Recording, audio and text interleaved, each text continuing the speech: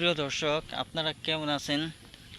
আশা করি সকলেই আল্লাহ তাআলার অশেষ রহমতে আপনারা ভালো আছেন। প্রিয় ভাই বন্ধুরা, আপনারা স্ক্রিনের মাধ্যমে যে শাকগুলো দেখতে পাচ্ছেন, এই শাকগুলোর নাম হচ্ছে পাট শাক। তো আজকের আলোচনার বিষয়টি হবে পাট শাকের উপকারিতা ও কার্যকারিতা নিয়ে।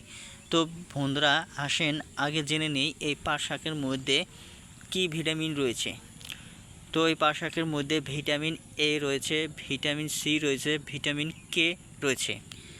তো প্রিয় ভাই বন্ধুরা, আপনাদের চোখের দৃষ্টিশক্তি বাড়ানোর জন্য আপনারা নিয়মিত পাট শাক খেতে পারেন।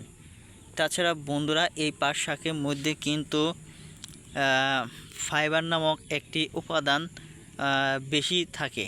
তো প্রিয় ভাই বন্ধুরা, এই পাট শাকে হজম শক্তি বৃদ্ধি করার জন্য আপনারা খেতে পারেন।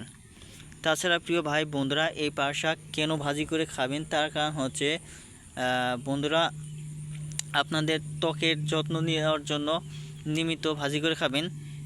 তাছাড়া বন্ধুরা, এই পাট শাক খেলে আপনাদের অবশ্যই প্রতিনিয়ত রোগ প্রতিরোধ ক্ষমতা বৃদ্ধি পাবে।